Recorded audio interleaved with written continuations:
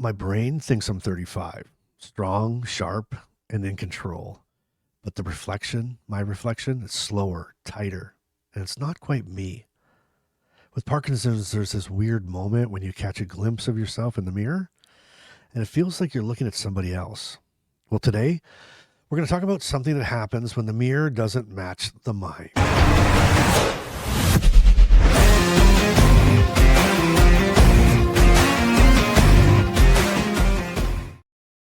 Well, welcome back to the channel. I want to thank my loyal viewers for coming back. You're amazing and I love you. And if you're new here, I'm Bryce and this is Living with Parkinson's, the good, the bad, and the reality. So this channel is all about providing strength and hope and support to individuals living with Parkinson's disease and their caregivers. So I share motivational tips and stories and tricks and insights to help you navigate your life with Parkinson's. I've been on this journey for 15 years now. I was diagnosed almost 15 years ago. So no matter where you are in your journey, whether you're newly diagnosed or if you've been here as long as I have or longer or shorter, if you're looking for this type of contact, then make sure you subscribe and join us. We're building a community here as well. Speaking of that, there's this new thing on YouTube, and at the top it says, they'll say something, I think it says memberships or something like that. Well, if you want to join me, I'm going to do a monthly Zoom meeting. Just a Zoom meeting, just with, like an inner circle. It's kind of like we're going to chat, we're going to talk, we're going to go through Q&A. It's just a time for me to spend with you for a couple hours if you want, once a month. And we're just going to kind of like dig deep and get to know each other. And hopefully I can help you with some things a little bit more personal, if that makes sense. Okay.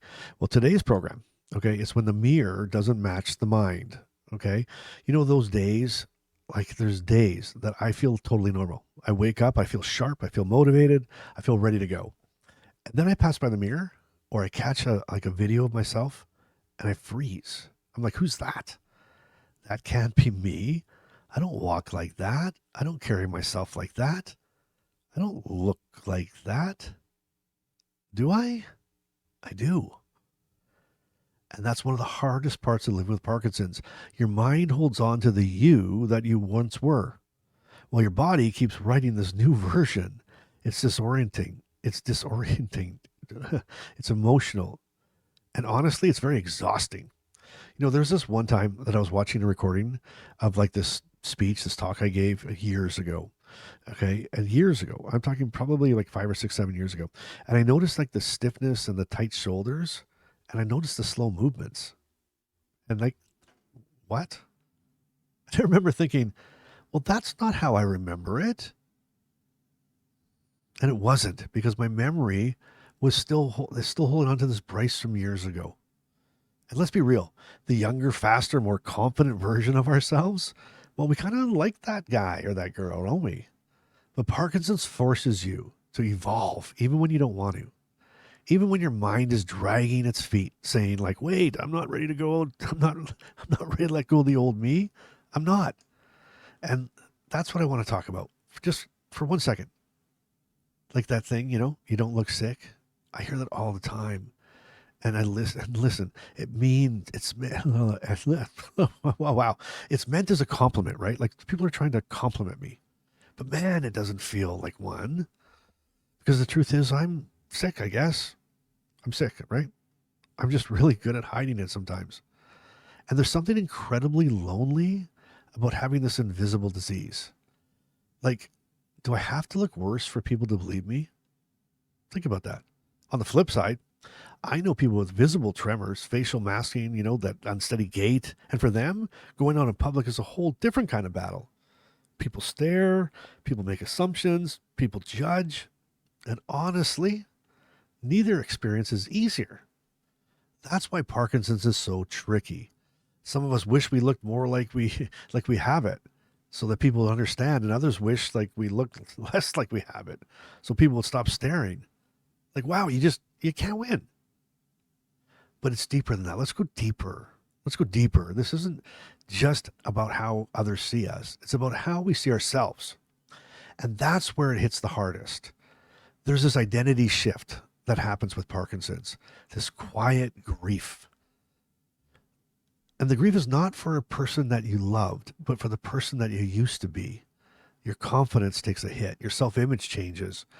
And some days you look in the mirror and you feel like a stranger staring back. But here's what I've learned. that version of me from before, he's still here. He's just evolving. He's not broken. He's becoming. I'm like Bryce 2.0, right? Fewer dance moves, but more wisdom. And you know what? I'll take that trait. I wasn't like much into dancing anyway. So how do you start to rebuild your self-image? Okay, well, let me give you something practical. Start with a Parkinson's win list. What? A Parkinson's win list. Write down one thing every day that you did well. You know, even if it's just like I got out of bed, right? I took my meds on time.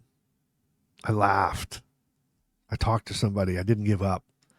And speaking about taking meds on time, my God, big shout out to, and I don't have it, but in one of the comments in the last video, we were talking about when do we take our meds, and if we forget that we take our meds, and how do we, I take my meds and 10 minutes later, I can't remember if I did, or my wife will text me like, when did you take your meds? I'm like, oh my God, I think it was like whatever time. And she found, and I put a link, and I'll put a link in the description as well, for timed caps. You just put them on your pills, and when you open your cap and you take your pills out and you close the cap, it starts a timer. It'll tell you how long ago that pill bottle was opened. That's going to be a game changer. It's going to be a game changer.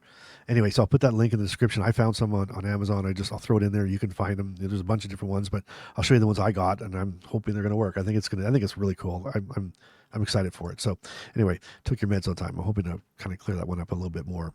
Anyway, these small wins. Okay, let me just say it again. You took your meds on time. You got out of bed. You laughed. Right? You talked to somebody. You didn't give up. You ever go to bed? It's like, hey, I didn't give up. Those small wins, they help remind you of who you are. Right? They're going to help reshape how you see yourself, and not through a lens of loss, but through a lens of growth. You're more than your reflection. You're more than your symptoms. You are still you, even if the packaging has changed a little. And to be honest, I actually think you're doing better than you think. Before we close, I want to ask you this. Have you ever felt like the mirror doesn't match the mind? And how do you deal with that? What helps you stay connected to who you are? And again, for me, it's those small wins. It's writing them down.